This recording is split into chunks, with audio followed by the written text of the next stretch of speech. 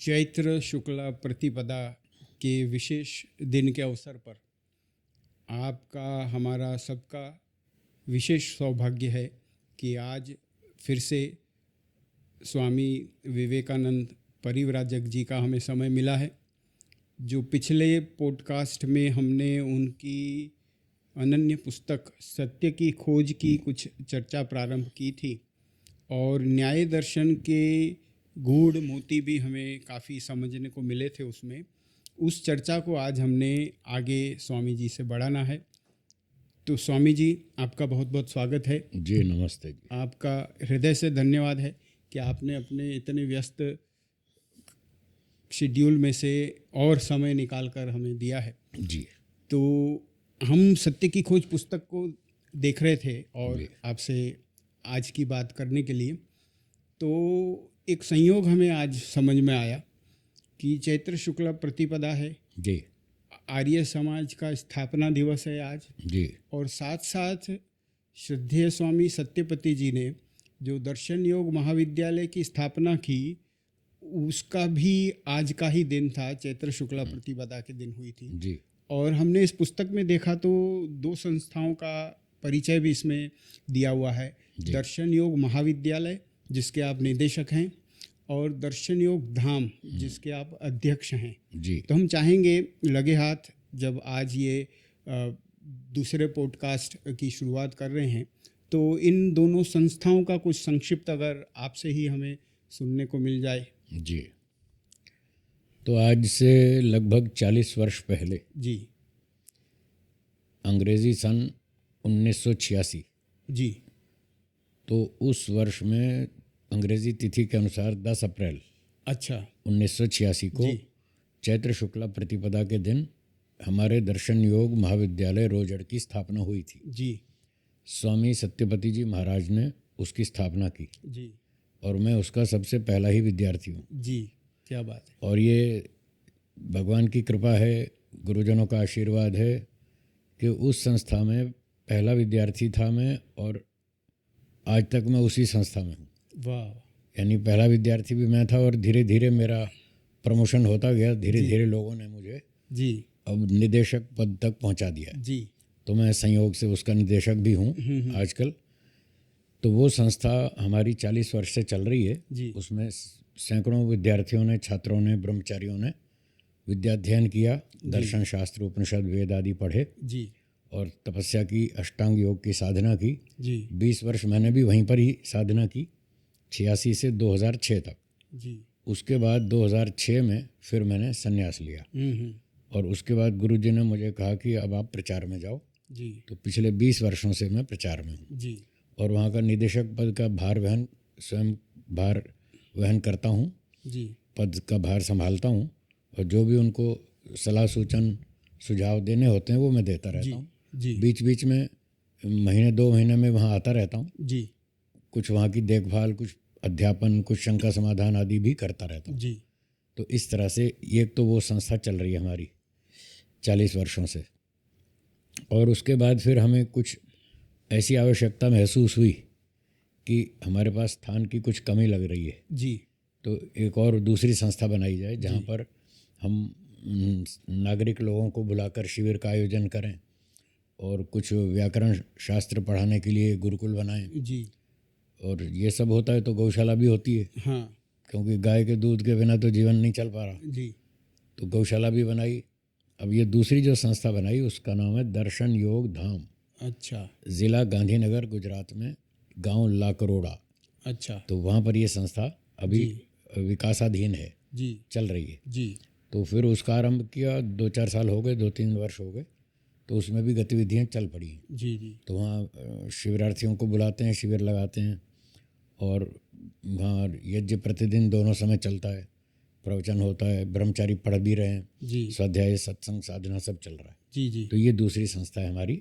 तो ये आपस में लगभग 35 किलोमीटर की दूरी पर है। जी जी जी। हमारी जानकारी के अनुसार सत्य की खोज पुस्तक जी को विशेष विषय बनाकर भी एक आध शिविर वहाँ हुई है। हाँ दर्शन योग धाम में जी, जिसमें बिल्कुल पृष्ठ करके एक लाइन से लाइन करके उसमें सत्य की खोज पुस्तक का अध्ययन करवाया गया था। जी तो बहुत अच्छे स्वामी जी, अब ये धाम और महाविद्यालय जी दोनों की जानकारी प्राप्त करके जी और जब इस पुस्तक को व्यक्ति लेगा, जी पढ़ने का रस बनाएगा, जी तो हो सकता है अगर उसकी गति पहले से है तो थोड़ा जल्दी उसे समझ में आए। जी हो सकता है कुछ किसी को मेहनत अधिक भी करनी पड़े, जी जी तो सिर्फ व्यक्ति को रस पड़े, रुचि आए और पता चले कि आगे इसमें क्या है। जी तो एक ट्रेलर मात्र स्वरूप से जी। कुछ छोटी छोटी बातें सिर्फ हम सत्य की खोज की पुस्तक की आपके द्वारा जो भी दर्शक जिज्ञासु लोग हैं जो इस पॉडकास्ट को देखेंगे सुनेंगे, जी उनको पता चले, इस हेतु से कुछ छोटी छोटी बातें इसमें हम समझना चाह रहे थे। जी पूछिए। हमने देखा कि सत्य की खोज पुस्तक की भूमिका आपने लिखी, उसके बाद जो विषय को शुरू किया तो मुख्य रूप से आपने 16 पदार्थों को इंट्रोड्यूस किया है जी कि यह 16 पदार्थ हैं जिसकी सूची है, व्याख्या है, जी और एक बहुत भारी बात उसमें कही गई है कि इन 16 पदार्थों की जानकारी से ही मोक्ष हो सकता है। ठीक बात है। तो इन 16 पदार्थों के विषय में कुछ अगर थोड़ा आप सा सरलता से बताएं। जी। तो न्याय दर्शन के पहले ही सूत्र में महर्षि गौतम जी ने कहा ये बात। 16 पदार्थों के नाम मैं सुना देता हूँ। जी।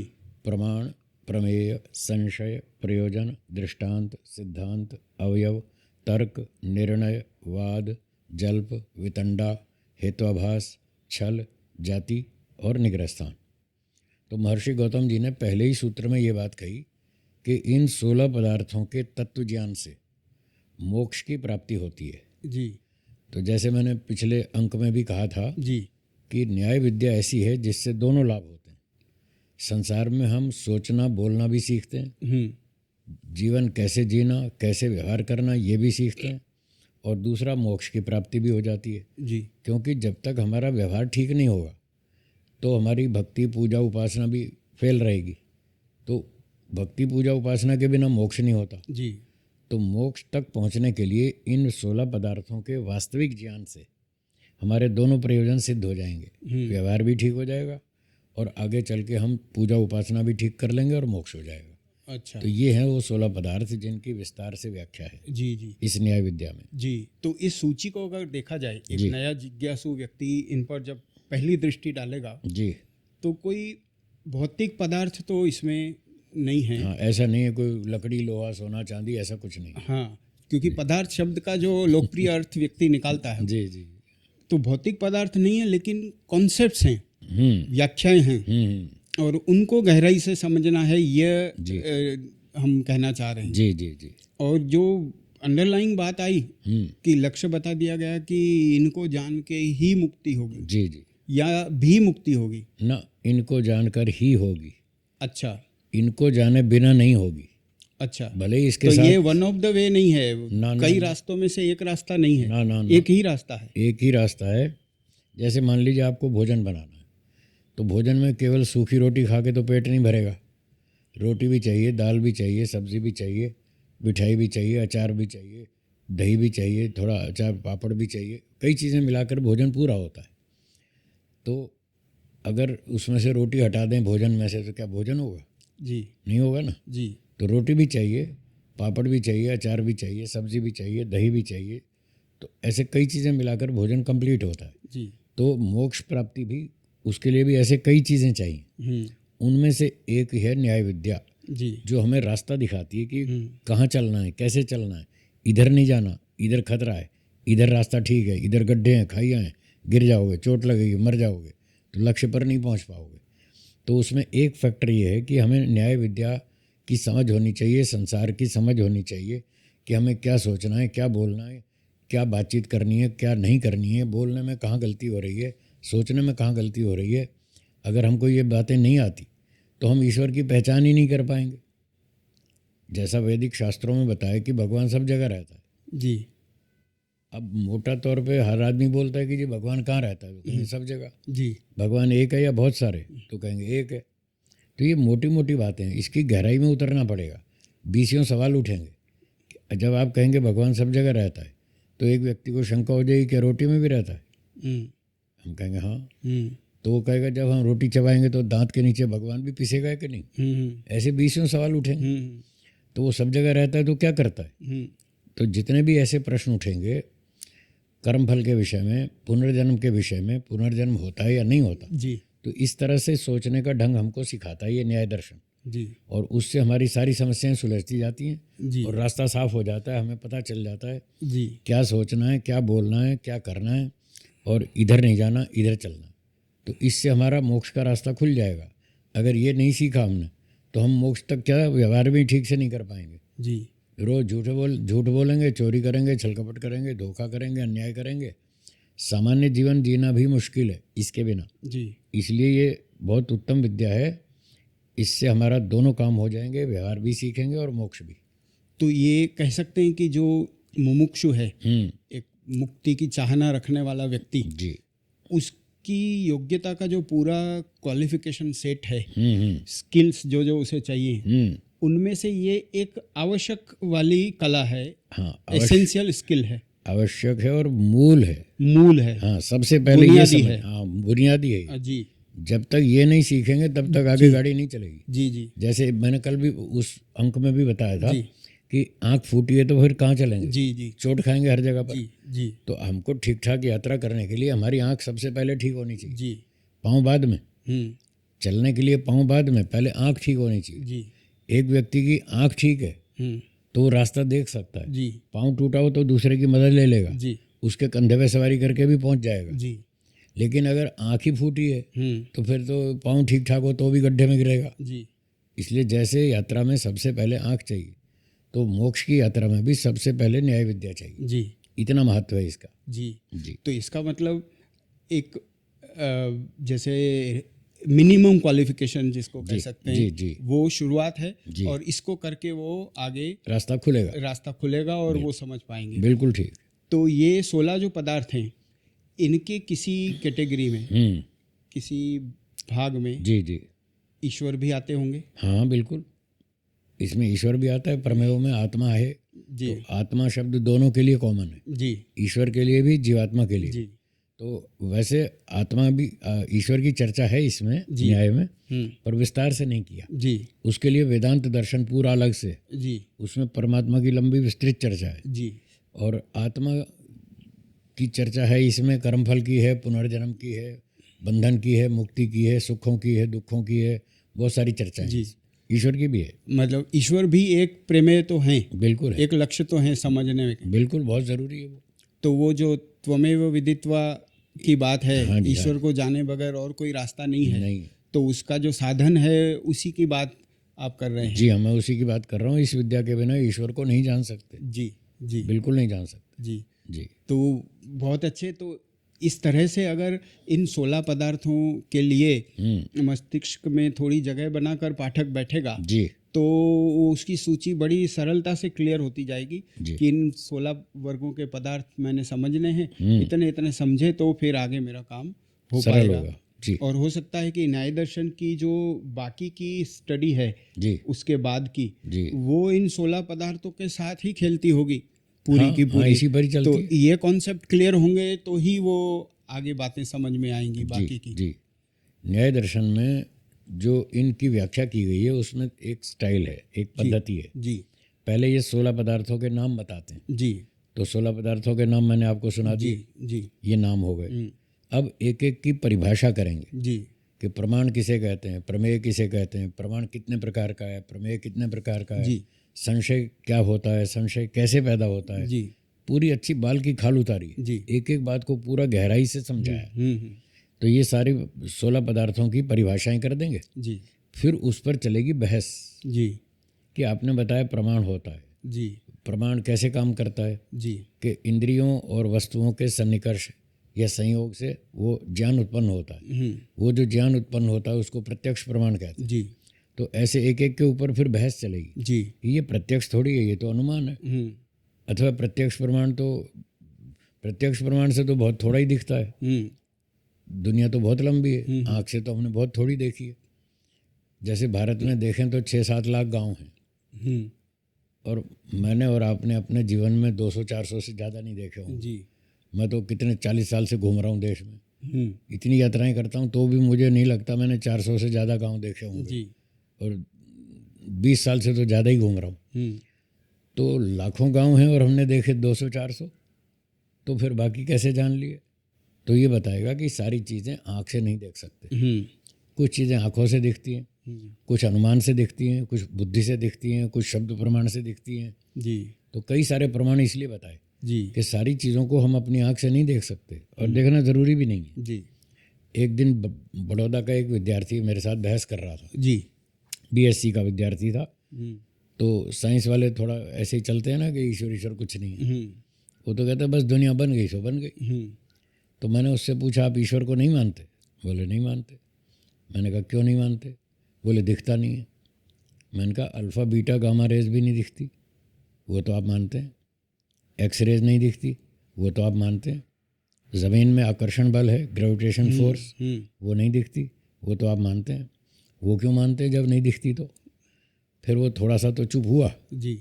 फिर भी वो अड़ियल था, अपनी बात पे अड़ा ही रहा। जी। जब तक आप ईश्वर को नहीं दिखवाओगे हम नहीं मानेंगे। तो फिर मैंने बहुत प्रयास किया, कई उदाहरण दिए, वो अंत तक अड़ा ही रहा। फिर मैंने अंत में एक बात उससे पूछी। मैंने कहा जब तक आँख से नहीं दिखेगा तब तक आप नहीं मानोगे? बोले ना। मैंने कहा अच्छा एक बात बताओ, आपके सर में दिमाग है या नहीं? बोला है। मैंने कहा कब देखा था? बोला देखा तो नहीं। मैंने कहा फिर अब बिना देखे क्यों मान लिया आपने मेरे सर में दिमाग है? किसी ने भी नहीं देखा आज तक, मेरे सर में दिमाग है, फिर भी सब मानते हैं। तो देखना कोई आवश्यक नहीं कि हमारी चीज़ देखेंगे तो ही मानेंगे। तो ऐसी ऐसी गुत्थियों को सुलझाता है ये न्याय दर्शन। जी। हमारे पेट में आते हैं, हमने कभी नहीं देखी। सर में दिमाग है, कभी नहीं देखा। ऐसे जापान है, अमेरिका है, बहुत सारे देश हैं दुनिया पे, 200-250 देश हैं, हमने कहाँ देखे? तो जो चीज़ें आँखों से दिखती हैं वो प्रत्यक्ष प्रमाण है। जो आँख से नहीं दिखती तो अनुमान लगाओ, शब्द प्रमाण है। आप रोज़ गूगल पे सर्च करते हैं इस चीज़ का क्या भाव है, इस चीज़ का क्या भाव है, इंडोनेशिया में क्या हुआ, पाकिस्तान में क्या हुआ, जापान में क्या हुआ, चाइना में क्या हो रहा है, वो सारा जो गूगल सर्च करते हैं वो सारा शब्द प्रमाण है। तो ऐसे बहुत सारे प्रमाणों से हमें बहुत सारी बातों की जानकारी होती है। जी। तो न्याय विद्या हमारा रास्ता इतना सरल कर देती है कि हम सोचना ठीक से सीख जाते हैं। जी। और हम बहुत सारा काम अपना चला लेते हैं भिन्न भिन्न प्रमाणों से। तो फिर आगे चलकर इन 16 पदार्थों पर यह बहस की गई जी। कि प्रमाण क्या होता है, प्रमेय क्या होता है, कैसे काम करता है। फिर एक आक्षेप करने वाला आता है, उसको पूर्व पक्षी कहते हैं। वो तरह तरह के आक्षेप उठाता है, जी। प्रश्न उठाता है, शंकाएं उठाता है। वो कहता है नहीं ऐसे तो हो ही नहीं सकता। फिर जो सिद्धांत पक्ष वाला व्यक्ति है वो उसको समझाता है नहीं ऐसा हो सकता है। वो जो उत्तर देता है बस उसको पढ़ के आनंद आ जाता है। जी। प्रश्न वाला भी बहुत सोच समझ के सूक्ष्म सवाल लेकर आता है, कठिन कठिन प्रश्न प्रस्तुत करता है। तो मैं जब ये पढ़ाता था तो कई बार ऐसे प्रश्न सामने आते थे, प्रश्न को पढ़ते हुए ऐसा लगता था कि इसका तो क्या उत्तर हो सकता है। अच्छा। इसका तो उत्तर हो ही नहीं सकता, अब देखते हैं क्या जवाब आएगा। ऐसा कुतूहल होता था। जी। तो फिर जब सिद्धांती उसका उत्तर देता है तो इतना आनंद आता है और बुद्धि के पर्दे खुल जाते हैं। और ऐसा लगता है अच्छा ऐसे कठिन सवालों का जवाब भी हो सकता है, क्या बात है। और ऐसा बढ़िया जवाब आता है नहले पे दहला। अच्छा। हाँ ऐसा बढ़िया। तो मुझे तो बहुत आनंद आया जी। और मैं बहुत प्रभावित हूँ इस विद्या से, बहुत आनंदित हूँ, प्रसन्न हूँ।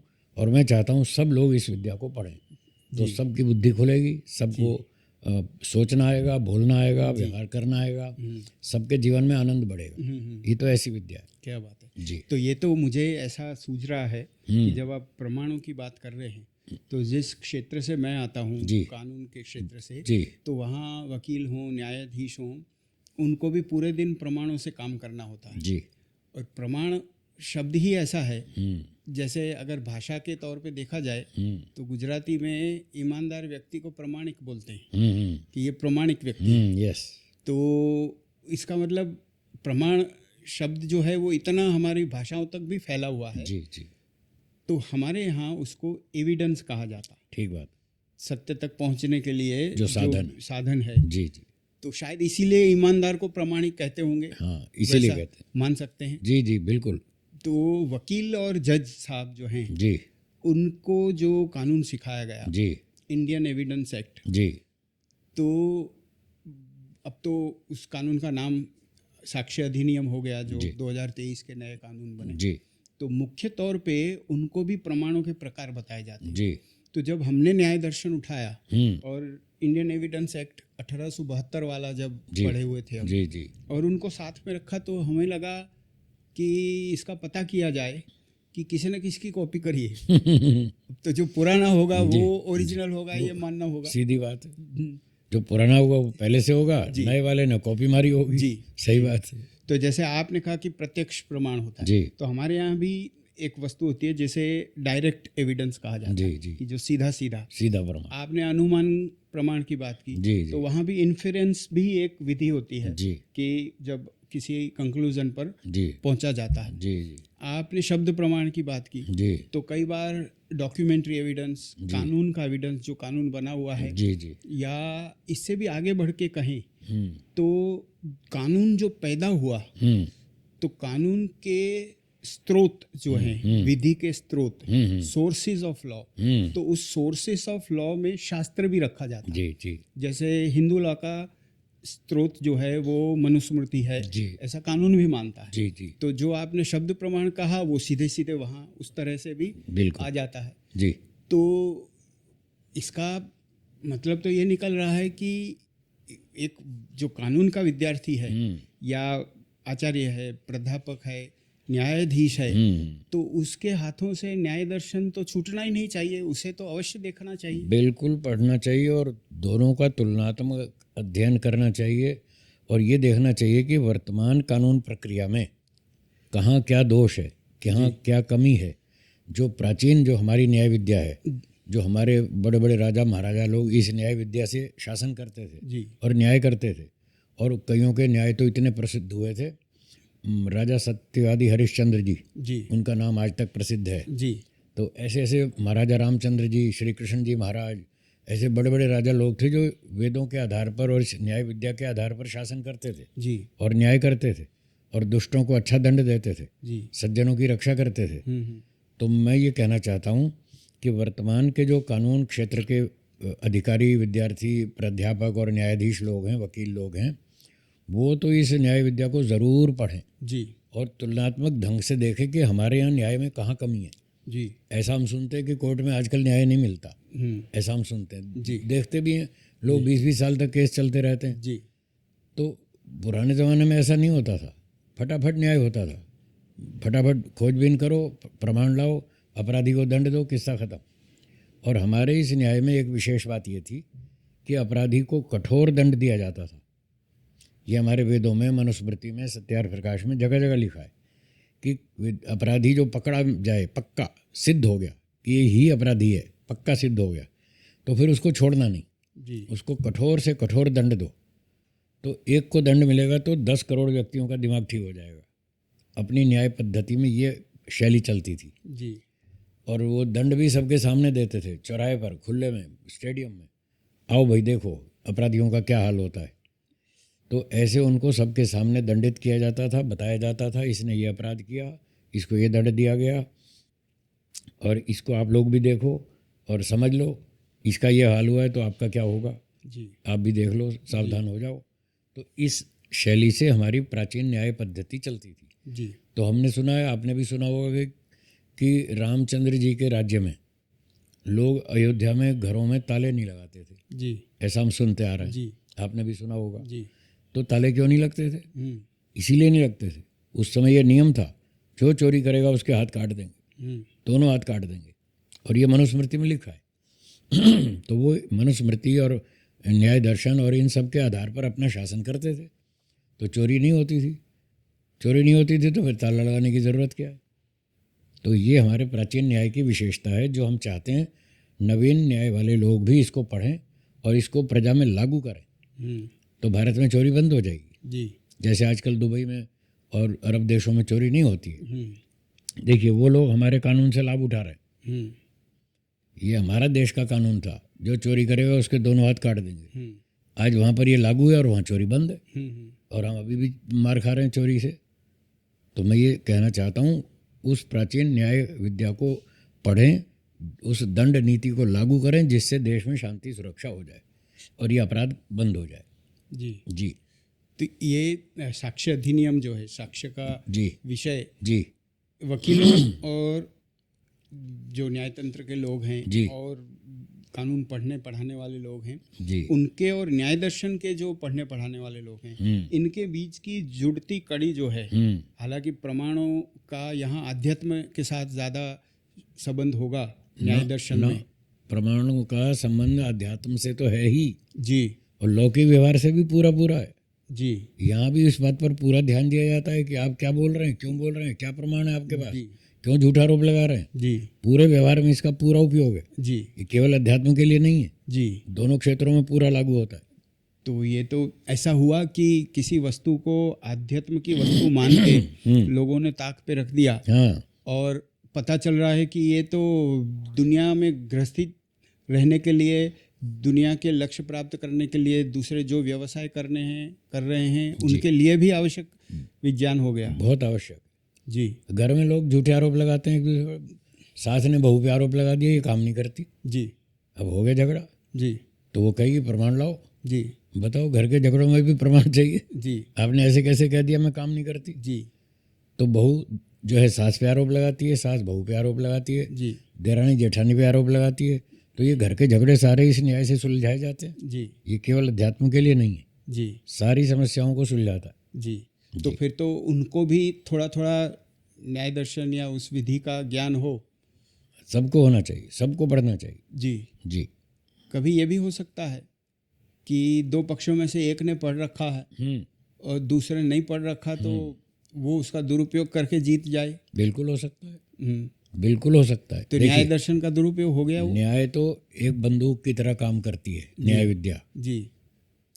शायद पिछले अंक में भी मैंने कहा था कि बंदूक जो है आप उसका सदुपयोग भी कर सकते हैं जी और दुरुपयोग भी कर सकते हैं। जी तो न्याय विद्या तो बंदूक का काम करती है। जी चाहे आप इससे देश की रक्षा कर लो जी और चाहे लूट लो किसी को। जी जी तो न्याय विद्या का यदि सदुपयोग करेंगे तो सुख शांति होगी, जी समस्याओं को सुलझाया जा सकेगा। जी। और अगर कोई इसका दुरुपयोग करना चाहे तो कर भी सकता है, और दुरुपयोग करेगा तो फिर उसको दंड मिलेगा, जी वो समस्याएं बढ़ाएगा। जी लेकिन आप तो कानून के क्षेत्र के व्यक्ति हैं, तो आप जानते हैं कि चोर कितना भी चालाक हो, कोई ना कोई सुराग छोड़ के जाता है। जी। और फिर पुलिस और सीबीआई और सीआईडी इतनी चतुर है, जी वो उसको कहीं ना कहीं से पकड़ लेती है। तो अगर कोई न्याय विद्या का दुरुपयोग करेगा जी तो दूसरा व्यक्ति जो न्याय में कुशल है वो इतना चतुर होता है कि उसकी चालाकी को पकड़ लेगा जी और उसकी गलती पकड़ करके उसको सिद्ध कर देगा तुम मिसयूज़ कर रहे हो। तो ऐसी बहुत सारी गलतियां इसमें बता रखी हैं जी। जो बेईमान लोग इसका मिसयूज़ करते हैं, और जो बुद्धिमान चतुर लोग हैं वो उनको पकड़ लेते हैं कि तुम यहाँ चालाकी कर रहे हो, यहाँ झूठ बोल रहे हो, यहाँ तुम छल का प्रयोग कर रहे हो, ये सब गड़बड़ है। तो इसलिए उसकी दुरुपयोग को भी रोका जा सकता है। जी जी। तो ये एक तो हो गई इनके लिए बात कि एक सामान्य गृहस्थी को, दुनियादारी वाले व्यक्ति को भी ये सीखनी है चीज़। जी जी। कभी किसी को इसका ओवरडोज हो जाए, जैसे बहुत सीख ली और बड़ा होशियार हो गया दलील करने, हो सकता है बंदा लड़ाकू हो जाए, हर जगह कुतर्क भी करने लगे। जी। तर्क भी करेगा और सामने कमजोर व्यक्ति देख के उस पर चढ़ बैठेगा। हाँ, ऐसा भी कर सकता है। यही हमको न्यायालय में भी दिखता है। एक पक्ष कभी थोड़ा निर्बल होता, हाँ, कभी धन से निर्बल होता, कभी ज्ञान से निर्बल होता, कभी उनको सपोर्ट नहीं होता, वकील कम होते या नहीं होते जी। और जो होशियार होते और विद्या को पढ़ा के आते वो उन पे चढ़ बैठते, दुरुपयोग करते हैं। जी। तो जो दुरुपयोग करते हैं तो उनके लिए हम ये बताते हैं, यदि आपने दुरुपयोग किया तो फिर आप यहाँ तो झूठ बोल के केस जीत जाएंगे जी, निर्दोष व्यक्ति को दबा लेंगे और थोड़ा तात्कालिक रूप से कुछ लाभ कमा लेंगे, मान सम्मान धन आदि कमा लेंगे। लेकिन ये अंतिम न्यायालय नहीं है। हम उनको न्याय विद्या से ये भी सिखाते हैं जी कि अगर आपने मिसयूज़ किया, दुरुपयोग किया, तो एक सुप्रीम कोर्ट और भी ऊपर जी ईश्वर की, फिर आपका केस वहाँ चला जाएगा जी। फिर वो नहीं छोड़ेगा आपको, फिर वो ऐसा दंड देगा सारी अगली पिछली कसर निकल जाएगी जी। तो वो पूछते हैं क्या दंड देगा, तो हम कहते हैं मगरमच्छ बनाएगा आपको।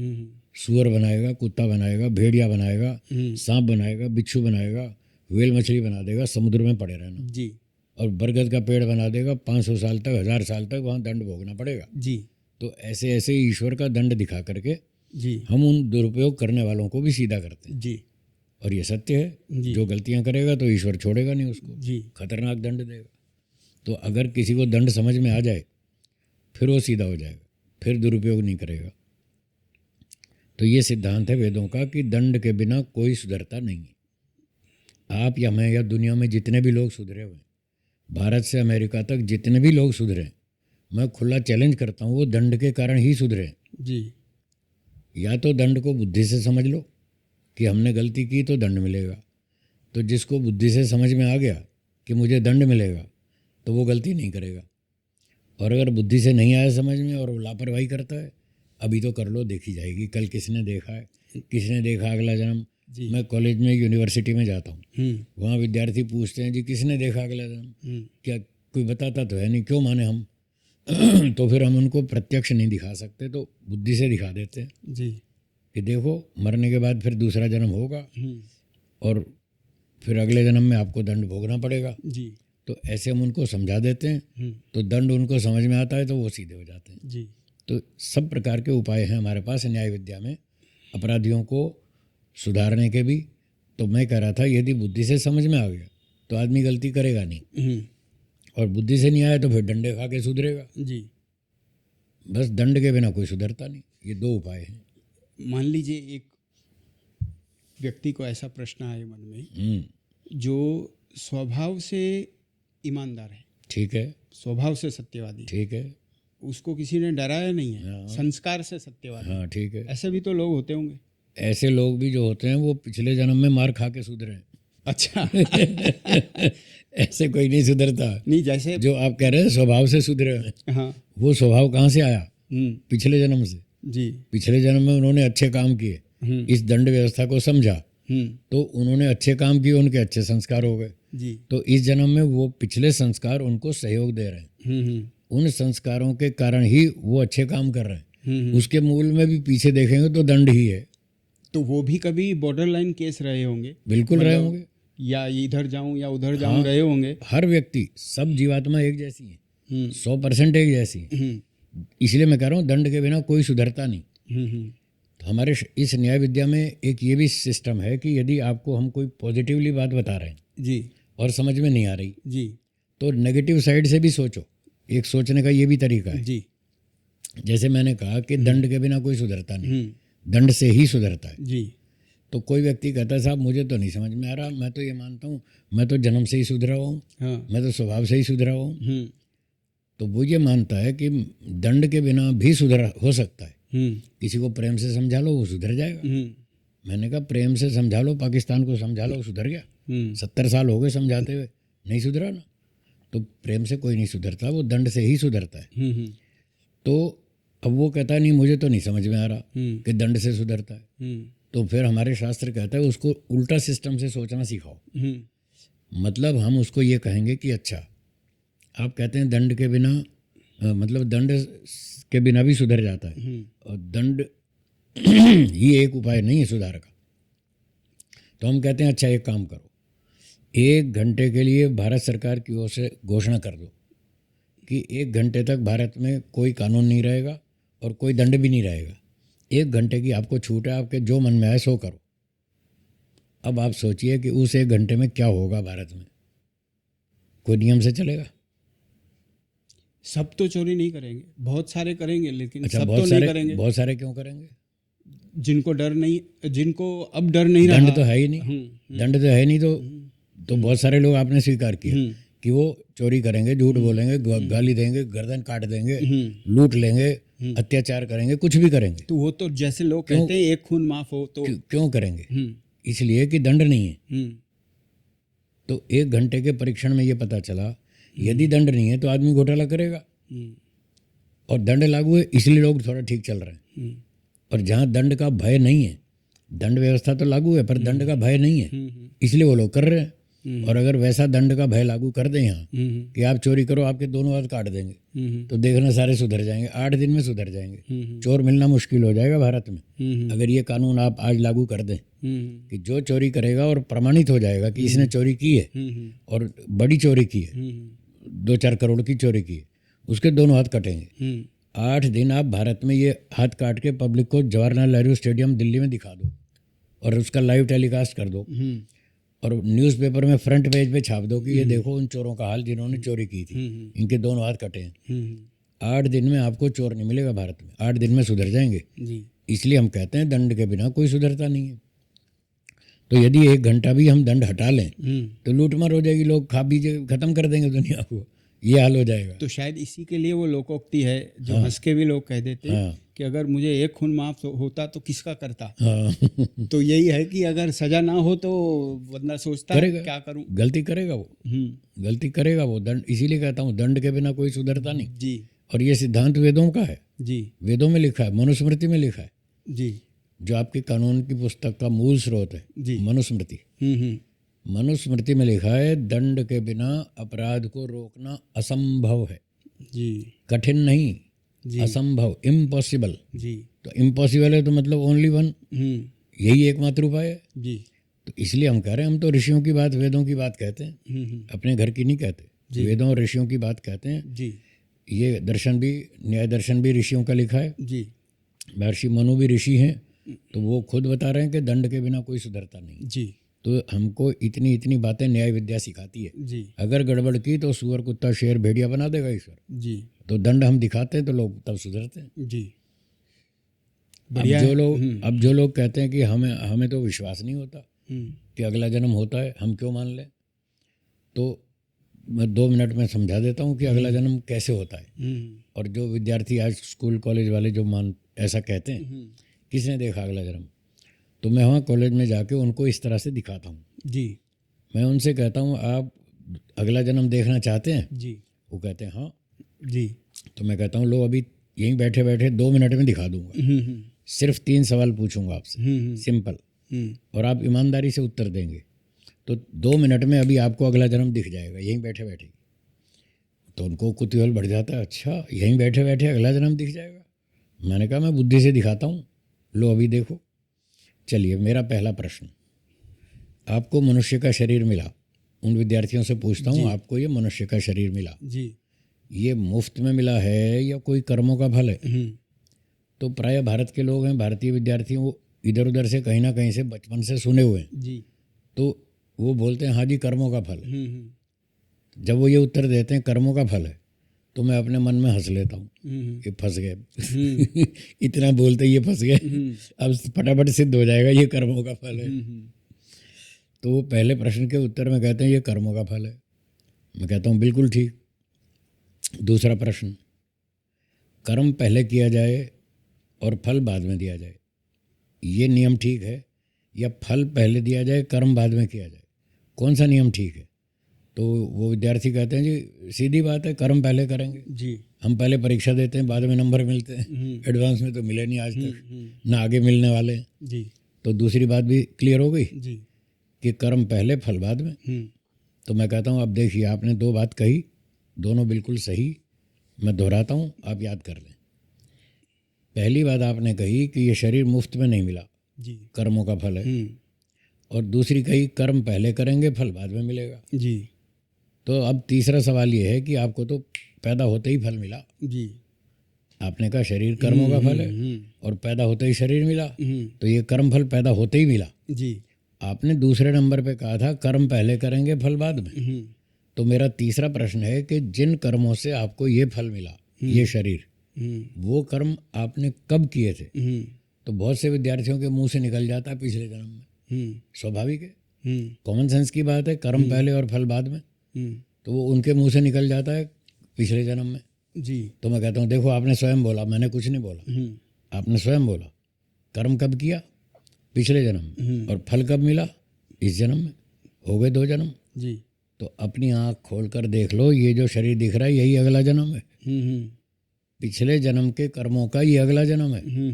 और बाहर निकलो तो गली में कुत्ते गधे आपको दिखाई दे रहे हैं, गाय भैंस भेड़ बकरी, ये भी अगला जन्म है, हम्म, ये इनके कर्मों का अगला जन्म है। जी, इन्होंने पिछले जन्म में बुरे काम किए हम्म, तो ईश्वर ने इनको सुअर भैंस बकरी बना दिया, हम्म, आपने अच्छे किए इसलिए आपको मनुष्य बना दिया। जी, चलो ठीक है, इस बार तो मनुष्य बन गए, अब अगले बार क्या बनना चाहते हैं, मनुष्य या कुछ और? बोले मनुष्य। तो मैं कहता हूँ वैरायटी तो बहुत सारी है, यहाँ लाखों प्रकार के प्राणी हैं और कोई पसंद नहीं है।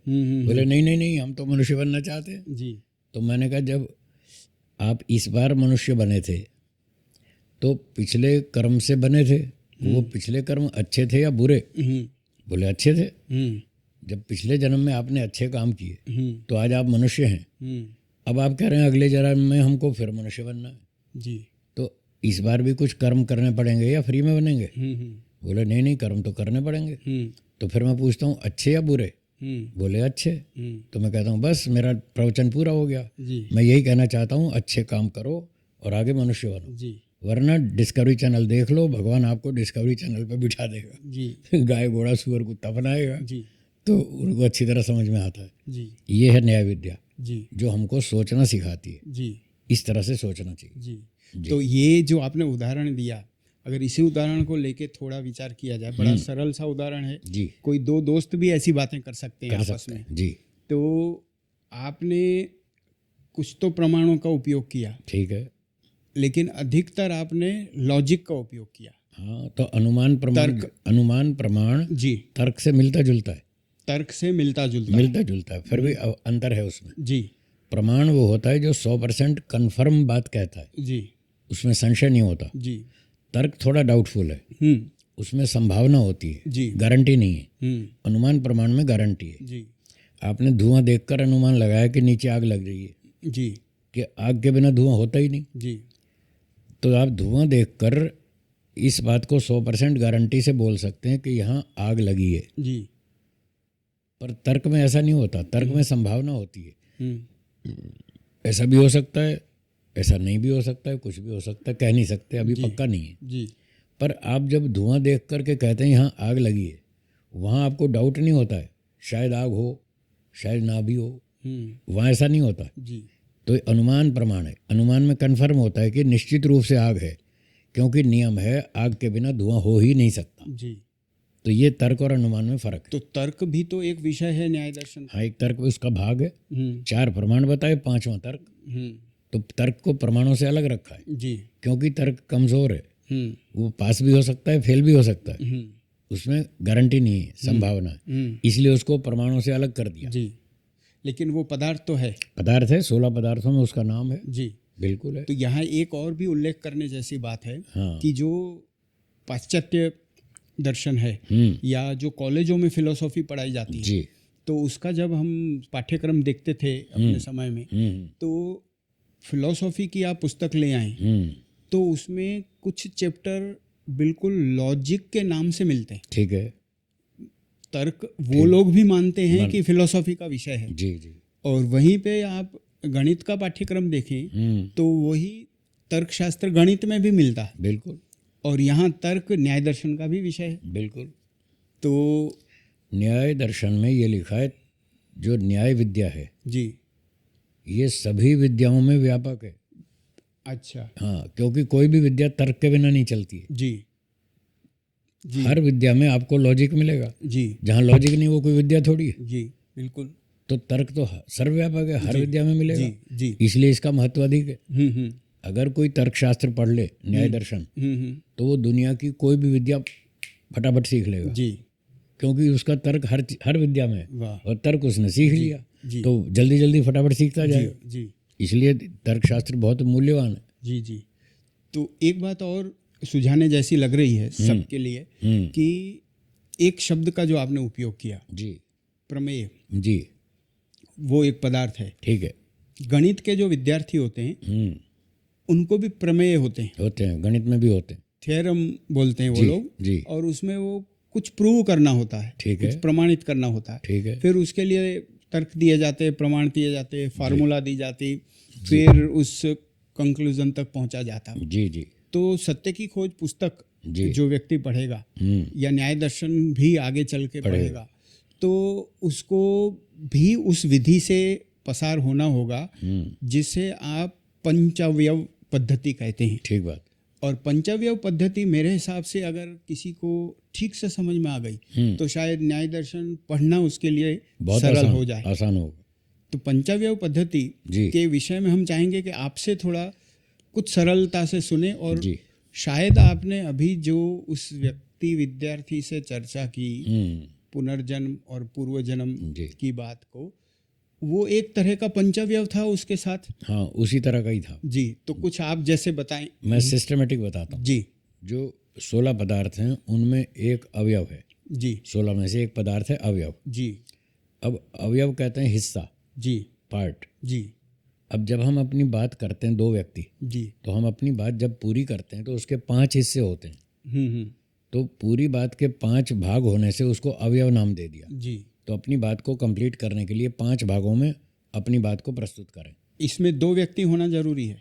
हाँ, 2 होने चाहिए, तभी तो पक्ष विपक्ष बनेगा, तभी तो बहस बात होगी ही ना। तब होगी। जी। बात ही तब होगी जब 2 पक्ष होंगे। जी। तो 2 पक्ष बन गए। एक व्यक्ति कहता है, एक बहुत सरल उदाहरण देता हूँ। प्रायः कोई व्यक्ति ये मानने को तैयार नहीं कि मैं मरूंगा। जी। लोग समझते हैं हम हमेशा जिएंगे, जबकि हमेशा नहीं जिएंगे, फिर भी ऐसा मन में बैठा हुआ है। तो बहुत से लोग कहते हैं साहब हम तो हमेशा ही जिएंगे, यानी ये हमारा शरीर सदा रहेगा। जी। तो एक व्यक्ति ने ये पक्ष बना लिया कि मनुष्य का शरीर सदा जीवित रहेगा, मरेगा नहीं। इसको शास्त्रीय भाषा में नित्य कहते हैं। जी। नित्य मतलब जो सदा रहेगा। जी। तो थोड़े शब्दों में, शॉर्ट में कहूँ तो एक व्यक्ति की पक्ष ये बन गया कि शरीर नित्य है। जी। अब पंचावयव में इसको पहला अवयव कहते हैं, इसका नाम है प्रतिज्ञा। जी। प्रतिज्ञा का ही नाम प्रमेय है। जो आप प्रमेय की बात कर रहे थे, इसी का नाम प्रमेय है। जी। जो हमें सिद्ध करना है, जी, जो हमें प्रूव करना है, डेस्टिनेशन। हाँ जी। तो एक प्रकार से हमने अपने पक्ष को प्रस्तुत किया। जी। ये प्रतिज्ञा है। एक व्यक्ति ने कहा शरीर नित्य है। जी। दूसरे ने कहा नहीं, शरीर अनित्य है। जी। ये उसकी प्रतिज्ञा है। जी। तो 2 पक्ष हुए, दोनों की प्रतिज्ञा में टक्कर होनी चाहिए। जी। तब पंचवयव चलेगा, तब बहस चलेगी। दोनों में विरोध होना चाहिए। जी। अगर दोनों एक ही बात मान रहे तो बहस किस बात की? जी। एक कहता है शरीर अनित्य है, दूसरा कहता है अनित्य है, तो फिर बहस किस बात की? जी। तो बात खत्म हो गई। जी। तो पहले ने कहा शरीर नित्य है, दूसरे ने कहा अनित्य है। ये प्रतिज्ञा है। अब मैं अनित्य पक्ष का पंचवयव रखता हूँ ताकि सरलता से समझ लें। जी। तो पहला अवयव है प्रतिज्ञा, जिसको हमें सिद्ध करना है। जी। अब दूसरा है हेतु। हेतु का मतलब उसका कारण बताओ। जी। हम क्यों मान लें कि शरीर मरेगा, शरीर अनित्य है, हम क्यों मान लें? तो उसका रीज़न देना होता है, उसको हेतु कहते हैं पंचवयव में। तो उसने हेतु प्रस्तुत किया, क्योंकि ये उत्पन्न हुआ है। जी। क्या बोला? क्योंकि ये उत्पन्न हुआ है। हाँ, ये रीज़न दिया उसने। जी। शरीर मर जाएगा, क्यों मर जाएगा? जी। क्योंकि ये उत्पन्न हुआ है। जी। ये हेतु है। अब हेतु ठीक भी हो सकता है, गलत भी हो सकता है। तो कैसे पता चले कि हेतु जो रखा है ये सही है या गलत? तो उसको कन्फर्म करने के लिए एक इसकी पूर्ति में एक वाक्य और बोलते हैं। जी। उसको बोलते हैं व्याप्ति। व्याप्ति मतलब व्यापक नियम, यूनिवर्सल लॉ। जी। अगर जो इसकी पुष्टि के लिए हम व्यापक नियम बताएंगे, यूनिवर्सल लॉ, जी। अगर वो यूनिवर्सल लॉ करेक्ट है, ठीक है, कहीं भी वो फेल नहीं हुआ, तो हेतु करेक्ट है। जी। हेतु सही है, वो अपनी बात को सिद्ध कर देगा। और यदि वो व्याप्ति में गड़बड़ हो गई, जी, वो यूनिवर्सल नहीं बन पाई, जी, किसी फील्ड में जाके वो टूट गई या कट गई व्याप्ति, तो फिर वो हेतु फेल है। तो फिर हेतु अपने साध्य की सिद्धि नहीं कर पाएगा। तो ये एक तरह की उसकी एप्लीकेबिलिटी टेस्ट है। जी हाँ, जी, वो वास्तव में सही है या गलत, जी, उसका टेस्ट है। तो वो अपना पक्ष में हेतु की सिद्धि के लिए एक व्यापक नियम बताता है। जी, जो जो वस्तु उत्पन्न होती है वह नष्ट होती है। जी। अब ये लॉ बता दिया उसने। अब इसको पूरे ब्रह्मांड में, पूरी सृष्टि में लागू करके देखिए कि जो भी वस्तु उत्पन्न होती है वो नष्ट जरूर होगी। जी। अगर ये नियम पूरा फिट हो गया तो समझ लो व्याप्ति ठीक है। व्याप्ति ठीक है तो हेतु ठीक है। हेतु ठीक है तो वो साध्य की सिद्धि कर देगा।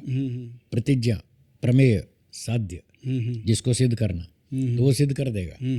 और अगर ये हेतु कहीं कट गया, यानी कोई एग्जाम्पल ऐसा मिल गया कि कोई वस्तु उत्पन्न होती है जी, और नष्ट नहीं हुई, तभी हेतु कटेगा। तब व्याप्ति भंग होगी जी कि ये वस्तु उत्पन्न तो हो रही है पर नष्ट तो हो ही नहीं रही। जी तो आपका हेतु तो गलत, नियम गलत है कि जो उत्पन्न होती है हर वस्तु नष्ट होती है। जी तो अब विपक्षी देखता है ऐसी तो कोई वस्तु नहीं मिल रही जो उत्पन्न होती हो और नष्ट ना होती हो, ऐसी तो एक भी नहीं है। तो हेतु फिट हो गया, व्याप्ति सही है, हेतु सही है, जी वो पक्ष को सिद्ध कर देगा। जी तो इसको व्याप्ति बोलते हैं, ये हेतु का ही भाग है, जी हेतु का हिस्सा है। जी अब तीसरा अवयव है उदाहरण। जी एक एग्जाम्पल देना होगा जिसमें ये प्रतिज्ञा वाली बात और हेतु वाली बात दोनों बातें उपलब्ध होनी चाहिए, जी उसको उदाहरण कहते हैं। तो उसने कहा जैसे ये मकान है, ये एग्जाम्पल है। अब मकान में वो दोनों बातें होनी चाहिए जो हेतु और प्रतिज्ञा में कही थी। जी प्रतिज्ञा में कहा था कि शरीर नष्ट हो जाएगा, और हेतु दिया था क्योंकि ये उत्पन्न हुआ है। जी तो नष्ट होना और उत्पन्न होना, ये दो बातें जिस पदार्थ में उपलब्ध होंगी वो एग्जाम्पल बनेगा। जी तो उसने एग्जाम्पल दिया मकान, तो मकान उत्पन्न होता है, ठीक बात है। मकान नष्ट हो जाता है, ठीक बात है। तो दोनों बातें उसमें उपलब्ध हैं मकान में, तो वो इसका ठीक एग्जाम्पल बन गया। तो ये तीसरा अवयव है। चौथा है उपनय। उपनय, पास में ले जाना। तो इस चौथे स्टेप में हमको ये करना होता है, जो उदाहरण हमने प्रस्तुत किया उसको हम प्रतिज्ञा के पास ले जाएंगे, उनको सिमिलर दिखाएंगे, ये दोनों एक जैसे हैं, ये निकटता लाएंगे। तो हम ये कहेंगे कि जैसे मकान उत्पन्न होता है वैसे ही शरीर भी उत्पन्न होता है। देखिए उत्पत्ति की समानता आ गई दोनों में, मकान भी उत्पन्न होता है और शरीर भी उत्पन्न होता है। जो बात हमने हेतु के रूप में कही थी उस समानता को दोनों में दिखाएंगे, जी उदाहरण में और प्रतिज्ञा में। जी तो दोनों सिमिलर हो जाएंगे, तो सिद्ध करना सरल हो जाएगा, ये दोनों एक जैसे। अब मकान तो उदाहरण है, वो तो दिख ही रहा है, टूट रहा है, मकान टूट रहा है। तो उदाहरण की सहायता से वो साध्य की सिद्धि हो जाएगी। जी अंत में पांचवा स्टेप है, पांचवा अवयव, जिसको बोलते हैं निगमन। निगमन, तो निगमन में एक कंक्लूजन देना होता है कि सारी बात का सार क्या निकला। सार ये निकला कि उसमें दो बातें रिपीट करनी है, नया काम कुछ नहीं है। एक तो हमें हेतु को रिपीट करना है, 2 नंबर पे जो बोला था, और एक जो प्रतिज्ञा थी 1 नंबर पे बोली उसको रिपीट करना है। तो इससे क्या होता है, वो काम पक्का हो जाता है। जैसे हम कोई पेपर बनाते हैं और प्रिंसिपल साहब से अटेस्ट कराना होता है, तो प्रिंसिपल साहब उसको देखते हैं, पढ़ते हैं कि हाँ ये तो सही है, सही है, तो वो अपना स्टैंप लगा देंगे जी और साइन कर देंगे, मतलब ये बात अब सही है, अटेस्टेड हो गई। तो जो कंक्लूजन है निगमन, उसमें यही काम है। जी तो हम निगमन ऐसे करेंगे, क्योंकि शरीर उत्पन्न होता है, ये हेतु था उत्पत्ति वाला, क्योंकि शरीर उत्पन्न होता है इसलिए नष्ट हो जाएगा। वो जो नष्ट हो जाएगा प्रतिज्ञा थी उसको दोहरा दिया, जी क्योंकि शरीर उत्पन्न होता है इसलिए यह नष्ट हो जाएगा, जी यह नष्ट होता है। जी तो ये पंचअवयव पूरे हो गए। ऐसे हम बात को सिद्ध करते हैं। जी। तो एक पक्ष जो है, हाँ जो अपनी कोई बात रखता है, जी, उसका एक पूरा पंचअवयव का सेट होगा। सेट हो गया। जी। और फिर जो दूसरा व्यक्ति है सामने, हाँ, जो इसका विरोध करता, उसको भी पंचअवयव रखने, उसको अपने पंचअवयव रखने। वो भी अपने बताएगा, हाँ सही हो गलत हो जो भी हो, जी हाँ प्रस्तुत तो करेगा ना। जी फिर बाद में वो पकड़ेगा दूसरा व्यक्ति कि इसमें कहाँ फॉल्ट है, जी कहाँ गलती है। दोनों बातें तो सच नहीं हो सकती, जी या तो शरीर जिएगा या तो मरेगा, जी दो में से एक ही बात होगी, हमेशा तो नहीं जिएगा। तो दूसरा व्यक्ति भी अपने पंचअवयव रखेगा जी और फिर वो उसमें जहाँ गलती होगी ये पक्ष वाला उसकी गलती पकड़ेगा जी और बताएगा आपका हेतु गलत है, जी आपका दृष्टांत गलत है। जी गलत है तो वो साध्य की सिद्धि जी नहीं कर पाएगा। तो इस तरह से होती है बात। जी। तो एक व्यक्ति ने अपनी बात रखी और उसके ये 5 स्टेजेस भी रख दिए, जी। जो 5 अंग हैं हाँ जी। वो बता दिए। तो सामने वाला व्यक्ति जो है वो इसका सामना करना चाहता है, या तो पूरा पूरा स्वीकार कर ले, ठीक है कि मैं हार गया, हाँ, आपकी बात हार सही गया, है, या तो सत्य मान लिया उसने, आपकी बात ऐसा सही इस भाषा है, में मैं कहिए। स्वीकार करता हूँ, जी हाँ या तो ऐसा कर ले। जी और अड़ियल है तो फिर उसको भी 5 रखने पड़ेंगे अभी। जी। और हो सकता है इस रखने वाले की बात गलत हो, हाँ ये भी हो सकता है, पहले वाला वादी ही गलत हो, ये भी हो वो भी सकता हो सकता है। जी। तो जब प्रतिवादी आया तो उसे अगर स्वीकृत नहीं है, उसकी अपना कोई और मत है तो हाँ। उसका अपना एक तैयार पंचावयव उसके पास होना चाहिए, होना चाहिए, तभी वो लड़ पाएगा, तभी लड़ पाएगा। या तो प्रत्युत्तर दे पाएगा। जी जी जी। तो जब दो व्यक्ति आमने सामने पंचावयव खेल रहे हैं, अगर आम भाषा में कहें तो ये एक छोटा सा शास्त्रार्थ हो गया। इसका नाम शास्त्रार्थ है। यस जी।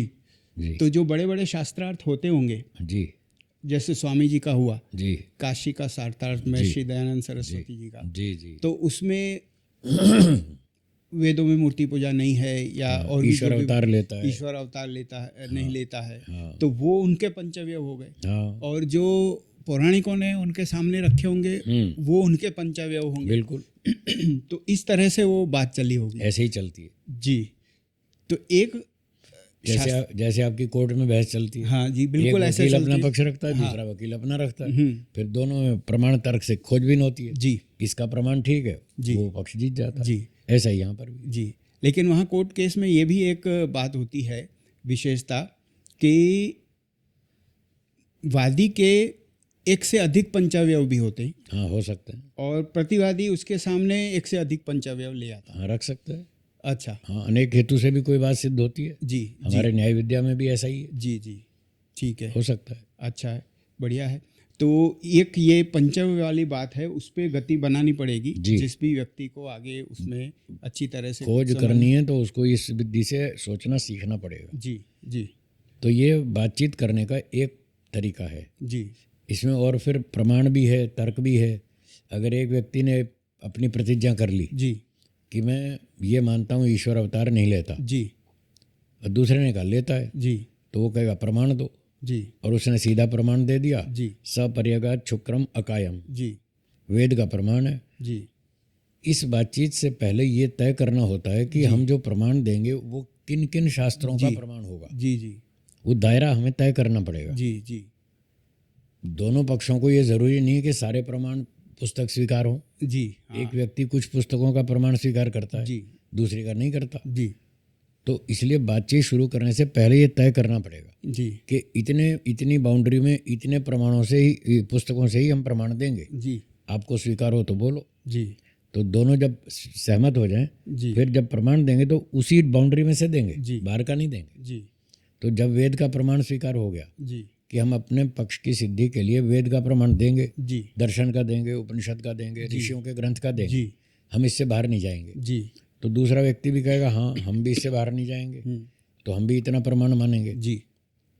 अब उसने अपना प्रमाण दिया। जी सपरेगा शुक्रम अकायम, वेद का मंत्र है, 40वां अध्याय यजुर्वेद है, जी 8वां मंत्र है, इसमें लिखा है अकायम। जी उसका कोई शरीर नहीं, जी कभी शरीर धारण करता नहीं, जी किया भी नहीं, करेगा भी नहीं। जी तो जब प्रमाण दे दिया तो बात खत्म हो गई। जी अब पंचव्यय की जरूरत ही नहीं है। जी, बढ़िया। तो हर जगह पंचव्यय की जरूरत नहीं है। सारी बातें पंचव्यय से सिद्ध नहीं होंगी। इसके लिए मैं बहुत बढ़िया एग्जांपल देता रहता हूँ। जी। आपके पास कार है, कार में बहुत सारे पुर्जे हैं, बहुत सारे छोटे नट हैं, बड़े नट हैं, जी बोल्ट्स हैं, जी फिर स्क्रू भी हैं, कोई छोटा स्क्रू है, कोई बड़ा स्क्रू है। जी तो अगर कार के ये सारे नट बोल्ट खोलने हो तो क्या एक ही स्पैनर से खुल जाएंगे? नहीं खुलेंगे। क्या एक ही स्क्रू ड्राइवर से सारे स्क्रू खुल जाएंगे? जी नहीं। कोई छोटा है तो उसके लिए अलग स्क्रू ड्राइवर चाहिए, बड़ा है तो बड़ा चाहिए।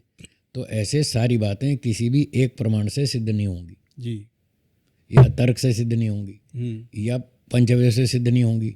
जहाँ जो लागू होता है वो लागू करना होगा। जी जैसे कार के पुर्जे जी अलग अलग टूल्स से खुलते हैं, जी ऐसे यहाँ भी अलग अलग समस्याएं अलग अलग प्रमाणों से सिद्ध होती हैं। जी इस तरह से यहाँ भी करना पड़ता है। जी। तो पंचव्यय एक अच्छा भारी सा विषय रहेगा सत्य की खोज पुस्तक पढ़ने वाले के लिए, जी। और उम्मीद है कि इस तरह के उदाहरणों से काफ़ी अच्छी तरह से उनको समझ में आएगा। जी। और जिस तरह से दो पक्ष हैं तो ये भी अनुमान होता है कि कोई रेफरी जैसे, न्यायाधीश जैसे व्यक्ति भी होंगे। हाँ जी। जो निर्णय करेंगे कि इनमें से कौन सही है, किसका पक्ष सिद्ध हुआ, किसका नहीं हुआ। जी।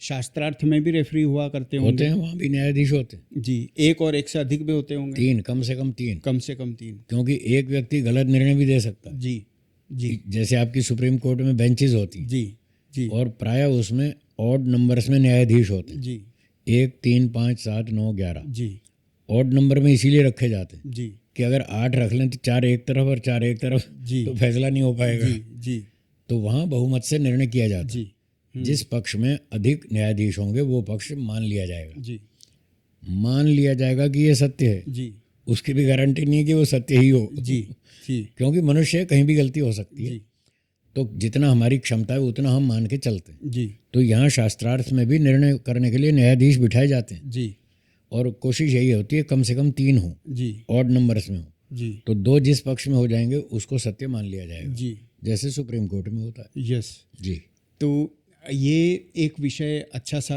आपने बढ़िया से बता दिया। जी एक और वस्तु जी जिसके लिए ये पुस्तक शायद बनाई है, मुख्य जी, हेतु जी, जो है जी कि पंचव्यव समझने के बाद पदार्थ भी समझ लिए हैं, हम्म, प्रमाण आदि भी उसमें आ गए, वो गए। भी समझे, तब व्यक्ति को फिर वो स्तर मिलता है कि जिन 54 त्रुटियों की आप बात कर रहे हैं, पुस्तक में कई जगहों पर विस्तार उस तरह से आया है। जी जी तो जिसमें आप कहते हैं कि हेतु की भूलें हैं, हेतुआभास हैं, छल हैं, और एक जाति शब्द का उपयोग हुआ है। हालांकि जाति शब्द का अर्थ दूसरा व्यक्ति निकालता है, और फिर एक निग्रह स्थान का उपयोग हुआ जी है। जी तो जी ये 4 वस्तुएं अगर पाठकों के लिए इस तरह से बताई जाएं कि बाकी वो आगे पढ़ लें, थोड़ा समझ में आ जाए उनको। ठीक है।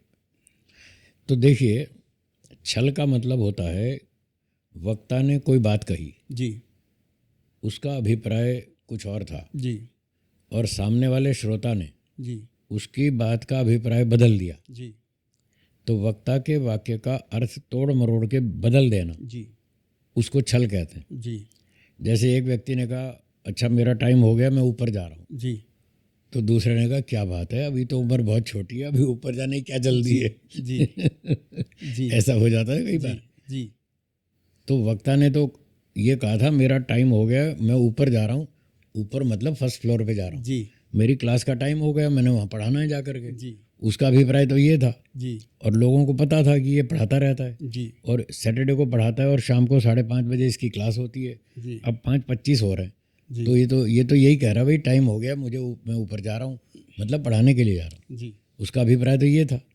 अब दूसरे ने उसका अर्थ बदल दिया जी कि आप तो ऊपर जा रहे हैं भगवान के पास, जी और आपकी उम्र बहुत छोटी है, अभी इतनी क्या जल्दी है। जी तो उसने अर्थ बदल दिया ना, जी और बदल करके फिर ये खंडन किया जी कि अभी क्या जल्दी है।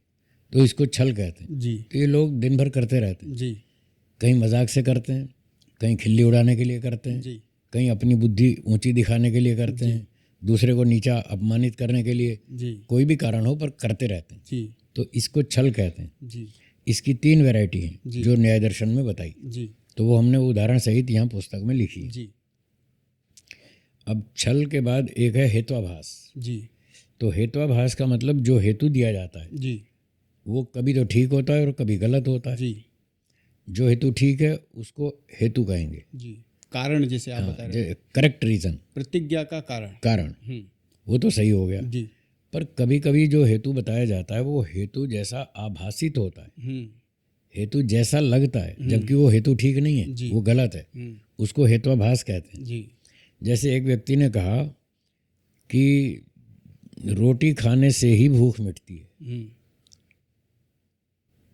भूख मिटती है, कैसे भूख मिटती है? रोटी खाने से ही। जी ही पर ध्यान दीजिएगा जी कि रोटी खाने से ही भूख मिटती है। जी तो दूसरे ने कहा ये तो गलत है, चावल से भी मिटती है, जी फल खाने से भी मिटती है। जी तो उसका हेतु फेल हो गया ना। जी उसने जब ही लगा दिया तो सीमा बन गई और बाकियों का निषेध हो गया। तो ये कहना गलत है कि रोटी खाने से ही भूख मिटती है। जी रोटी खाने से भी मिटती है। जी भी कहता तो ठीक था, जी पर ही बोल के वो गलत हो गया। जी तो ऐसे जो बातें दोनों पक्षों में जाती हैं, रोटी से भी मिटती है और चावल से भी मिटती है, फल से भी मिटती है, अनेक पक्षों में जा रहा है, तो वो हेत्वाभास कहलाता है। जी इसकी 5 वैरायटी हैं जी जो न्याय दर्शन में बताई। जी तो 3 प्रकार का छल, 5 प्रकार का हेत्वाभास, और फिर है जाति। जी जाति शब्द यहाँ पारिभाषिक है। जी यहाँ जाति शब्द का अर्थ है चालाकी। चालाकी। हाँ, ये छल से अलग है। ये छल से अलग है। जी छल में तो शब्दों की तोड़ मरोड़ थी, जी यहाँ पर कुछ और ही चालाकी है। जी यहाँ पर चालाकी करता है आदमी, वो थोड़ा कहीं साधर्म दिखा देगा, थोड़ा वैधर्म दिखा देगा, जी और फिर चालाकी से वो खंडन कर देगा। जी तो ये इसकी 24 वैरायटी बताई। ओह 24 जी 24 प्रकार की जातियाँ। जी चालाकी जैसे मोटे मुहावरे की भाषा में कहें, आँख में धूल झोंकना, जी मूर्ख बनाना, जी उल्लू बनाना, धोखा देना। तो इसको इसको जाति शब्द से कहते हैं। इसका एक एग्जांपल देता हूँ। एक व्यक्ति ने कहा कि जो मैं शब्द बोल रहा हूँ, ध्वनि साउंड, आप कान से सुन रहे हैं, पर ये शब्द आँख से दिख नहीं रहा। अब आँख से दिखता तो पता चल जाता ये मेरे बोलने के बाद शब्द बचा हुआ है या नष्ट हो गया। जी जैसे मकान तो दिख रहा है, जी मकान खड़ा दिख रहा है तो स्पष्ट है, जी टूट गया तो वो भी स्पष्ट है, जी पर शब्द का पता नहीं चलता जी बोलने के बाद शब्द है या नहीं है। जी। तो इस बात पर चर्चा हो गई कि ये बोलने के बाद शब्द रहता है या नहीं रहता। तो जैसे वो आप शब्द नित्य है अनित्य है वाला उदाहरण बहुत बार आया है बहुत बार पुस्तक दिया में। पुस्तक में। ये साउंड की बात है। ये साउंड की बात है, ध्वनि साउंड। जी ध्वनि। हाँ, इस साउंड के बारे इस विषय में चर्चा चली। जी जी तो ध्वनि नित्य है या अनित्य है। जी तो अब एक व्यक्ति ने इसको सिद्ध करने की कोशिश की, ध्वनि नित्य है, जी उसका पक्ष है ध्वनि साउंड नित्य है। दूसरे का है शब्द अनित्य है। तो एक अनित्य पक्ष वाले ने अपना पंचावयव रखा, शब्द अनित्य है। क्यों? उत्पत्ति वाला होने से। जी जो जो वस्तु उत्पत्ति वाली होती है वो अनित्य होती है। जी फिर उदाहरण, जैसे मकान, जी मकान उत्पन्न होता है, नष्ट हो जाता है। जी तो जैसे मकान उत्पन्न होता है, शब्द भी उत्पन्न होता है। जी इसलिए उत्पत्ति वाला होने से शब्द अनित्य है। जी उसने अपना पंचावय रख दिया, हेतु रख दिया, उदाहरण रख दिया, सब रख दिया, व्याप्ति भी रख दी, जी और वो व्याप्ति बिल्कुल ठीक है। जी तो इसका पंचावय स्थापित हो गया।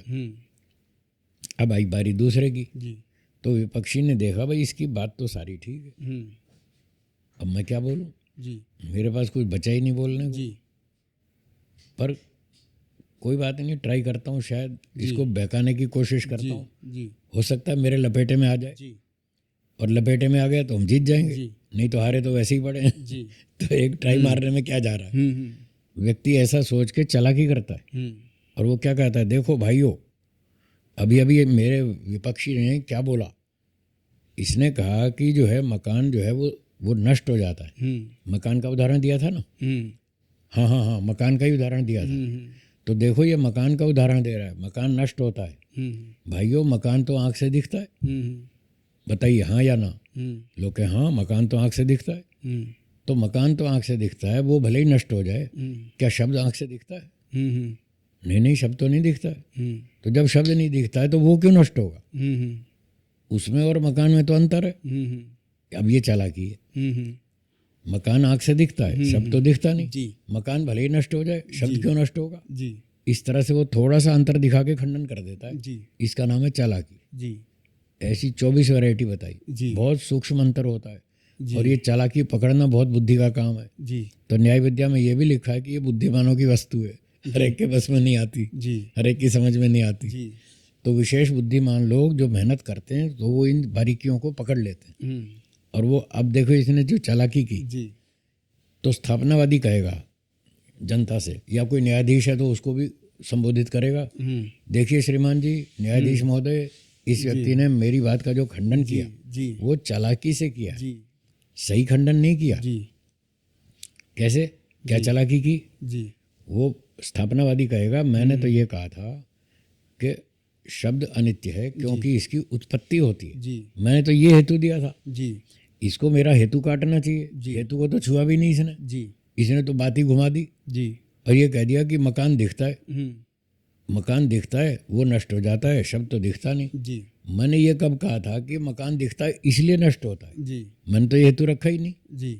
मैंने जो बात कही ही नहीं, ये तो वो लेकर के खंडन कर रहा है, ये तो भाग रहा है, ये टॉपिक से दूर भाग रहा है, बात को घुमा रहा है। तो ये चालाकी कर रहा है। अब जो स्थापनावादी ये बात न्यायाधीश को सुनाएगा और बताएगा ये चालाकी का प्रयोग कर रहा है, तो न्यायाधीश तो जानता ही है, वो तो एक्सपर्ट होता ही है सारी विद्या में। तो न्यायाधीश समझ लेगा कि हाँ ये सही कह रहा है, तो ये वास्तव में चालाकी कर रहा है। तब न्यायाधीश का निर्णय आएगा सामने कि ये व्यक्ति झूठ बोल रहा है, चालाकी कर रहा है, और इसलिए इसका पक्ष झूठ है, गलत है, ये हार गया, और इसका पक्ष ठीक है, ये जीत गया। तो ऐसे न्यायाधीश उस समय निर्णय करता है, और ये चालाकी बोली जाती है। तो इसकी 24 वैरायटी। तो 3 प्रकार का छल, 5 प्रकार का हेतुआभास, 3 और 5 8 और 24 प्रकार की जाति, 32 कुल हो गए 32। 24 और 8 32। जी और चौथी बात है निग्रह स्थान। जी निग्रह स्थान का मतलब है पराजय स्थान। जब व्यक्ति हार जाता है तो उसको निग्रह स्थान कहते हैं। चेकमेट, चेकमेट, जैसे चेस वाला, चेस में चेकमेट होता है ना, तो वो हार गया, जी अब कोई बची नहीं चाल उसके पास, जी तो व्यक्ति हार जाता है। ऐसे ही यहाँ पर भी वो हार जाता है। जी तो जब प्रतिवादी ने प्रतिवादी से पूछा इसका उत्तर दो, तो अब वो बेचारा चुपचाप बैठा है, उत्तर है ही नहीं, बोलेगा क्या। तो कभी कभी तो वो चुपचाप बैठा रहता है, कुछ नहीं बोलता, जी तो मतलब हार गया। जी जब उत्तर नहीं है तो हार गया। जी इसको निग्रह स्थान कहते हैं। जी तो चुपचाप बैठे रहना ये निग्रह स्थान है। अथवा कोई टेढ़ा मेढ़ा गलत जवाब देना, पूछा कुछ और उत्तर कुछ और, जी या टॉपिक बदल देना, जी ऐसे इसको निग्रह स्थान कहते हैं। जी और ऐसे निग्रह स्थानों की 22 वैरायटी। जी तो 32 तो पहले हो गए थे जी और 22 और जोड़ दीजिए, जी हो गए 54। जी तो ये सारी 54 वैरायटी है गलतियों की जो न्याय दर्शन में बताई है। जी और ये जो पुस्तक है सत्य की खोज, जी हमने वो न्याय दर्शन वाली सारी की सारी 54 गलतियाँ जी इसमें विस्तार से समझाई हैं। जी इसलिए हम चाहते हैं लोग इसको पढ़ें, उनको पता तो चले हम कहाँ गलती कर रहे हैं। जी लोगों को गलती का ही पता नहीं हम गलती क्या कर रहे हैं। जी जी और जब उनको समझाओ तो मानते नहीं, जी साहब ये भी कोई गलती है। जी अब 2 व्यक्ति बात कर रहे थे, एक ने कहा भाई मैंने अपनी बात को रखा है, ये ध्वनि जो है शब्द अनित्य है उत्पत्ति वाला होने से, और ये मकान की तरह से, पंचव्य पूरे कर दिए। अब उसने देखा मेरे पास कोई उत्तर ही नहीं बचा, मैं क्या बोलूँ, इसकी बात तो सही है। तो वो क्या बहाना बनाता है, कभी कभी बहाना बना के भी भागते हैं लोग। तो उसने कहा देखो मुझे जाना है बाजार से, दुकान से दही लानी है और बेसन लाना, घर पे मेहमान आने वाले हैं, कढ़ी बनानी है, और मैं जाऊंगा नहीं तो दुकान बंद हो जाएगी, तो हमारा सारा काम बिगड़ जाएगा। तो इसलिए मैं तो अब जा रहा हूँ, कल बात करूंगा, अभी दही लेने जा रहा हूँ। तो ऐसे बहाना मार के भाग जाते हैं लोग। इसका नाम निग्रह स्थान। जी, पलायन भी एक निग्रह स्थान। इसका, हाँ, ये पलायनवाद, इसका नाम है निग्रह स्थान। जी, अगर दम है तो उत्तर दो ना, और नहीं है तो फिर स्वीकार करो, हाँ साहब मेरी बात झूठ है, मैं क्विट करता हूँ, जी, मैं अपना पक्ष वापस लेता हूँ, आपकी बात ठीक है। जी, ईमानदार लोग ऐसे बात करते हैं, जी, वो स्वीकार करते हैं हाँ मेरी बात गलत है। जी, तो ये सारा सही गलत का निर्णय करने वाली विद्या का नाम है न्याय विद्या। जी, जी, और उसको सीखने समझने के लिए मैंने थोड़ी सी ये भूमिका रूप पुस्तक बनाई, जी, ताकि लोग इसको देखें, थोड़ी रुचि बढ़े, जी, और फिर धीरे धीरे इसमें रुचि बन गई जी, तो फिर न्याय दर्शन भी पढ़ें, जी, तब समझ में आएगा हमें कैसे सोचना चाहिए, कैसे बोलना चाहिए, कैसे व्यवहार करना चाहिए, और जीवन का अंतिम लक्ष्य तो मोक्ष है। जी, तब ये समझ में आएगा। जी, जी। तो ये सत्य की खोज अगर बढ़िया ढंग से 2 बार 4 बार किसी ने पढ़ ली, जी, फिर भी न्याय दर्शन तो पढ़ना ही पड़ेगा। पढ़ना पड़ेगा।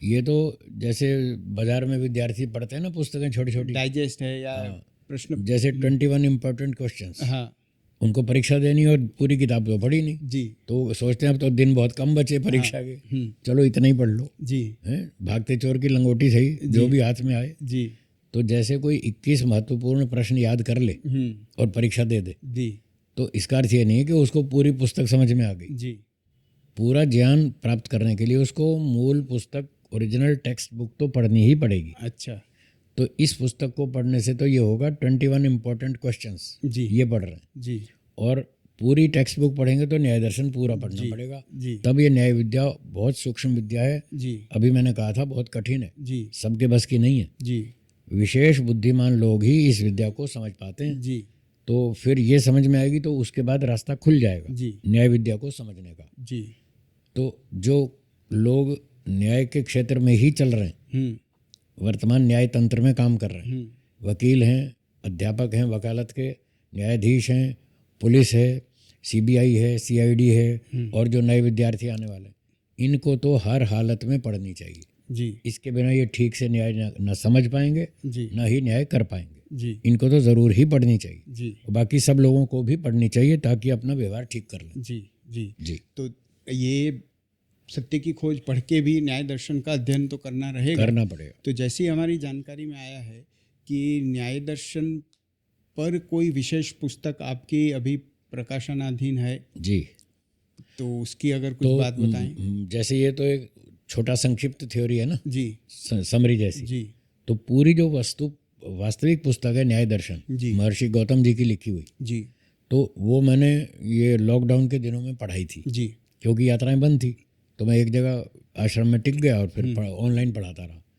तो लोगों ने उसको रिकॉर्ड कर लिया, जी उसको रिकॉर्ड करके फिर अब उन्होंने वो टाइपिंग करा रहे हैं। जी तो वो पुस्तक प्रेस में चल रही है। जी। न्याय दर्शन की व्याख्या जी जो मैंने पढ़ाई थी लेसन, जी उसकी व्याख्या भी प्रेस में चल रही है। जी तो आगे चल के वो पूरी हो जाएगी जी तो वो उसका प्रिंट मार्केट में आएगा, जी कागज़ पे छपी हुई। जी तो लोग उसको पढ़ेंगे, उससे उनको बहुत लाभ जी। होगा, बहुत पूरा अच्छे, लाभ होगा। बहुत अच्छे, बहुत बहुत धन्यवाद। जी जी तो ऐसा महसूस हो रहा है स्वामी जी जी कि अगर ये 2 भागों का पॉडकास्ट किसी ने ध्यान से सुना जी तो सत्य की खोज पुस्तक के लिए कुछ योग्यता पढ़ने की तो बना ली उन्होंने, जी जी और रस भी जगा लिया, रुचि भी बना ली, जी। तो आगे उसका अभ्यास भी वो कर सकते हैं। ज़रूर कर सकते हैं। मैं सबसे निवेदन करता हूँ जी इस पुस्तक को अवश्य मंगवाएं, जी। अवश्य पढ़ें, जी और फिर इसको पढ़ने के बाद जो रुचि बनेगी जी उसके आधार पर न्याय दर्शन को पढ़ें, जी अपना भी कल्याण करें और दूसरों का। जी जी। जी। और आपने जो पंचावयव पद्धति इसमें समझाई है, जी आपने एक पुस्तक और 10 एक वर्ष पहले लिखी थी जी जो सिर्फ पंचावयव पद्धति का उपयोग करके आर्य समाज के दूसरे नियम में जो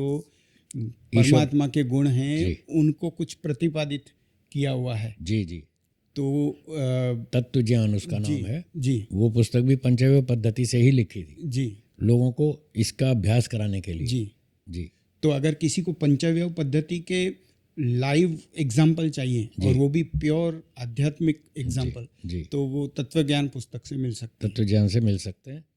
तो हमारी संस्थाएं हैं दर्शन योग महाविद्यालय रोजड़ गुजरात जी और दर्शन योग धाम जी लाकरोड़ा गांधीनगर गुजरात। जी तो इन संस्थाओं से इन पुस्तकों को मंगवा लें। जी।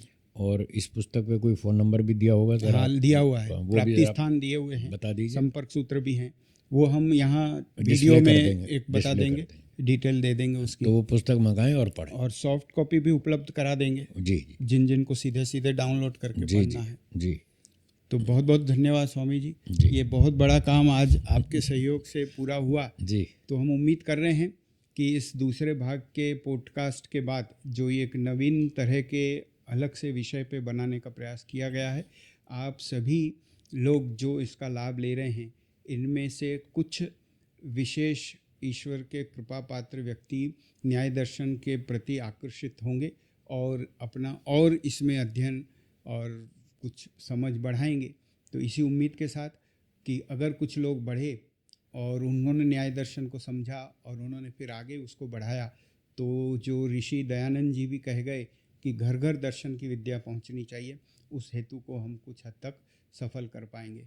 तो हम आप सबके तरफ से भी और स्वयं की तरफ से स्वामी जी का फिर से आभार मानते हैं। स्वामी जी खूब खूब आभार, बहुत बहुत धन्यवाद। धन्यवाद। नमस्ते। नमस्ते। नमस्ते।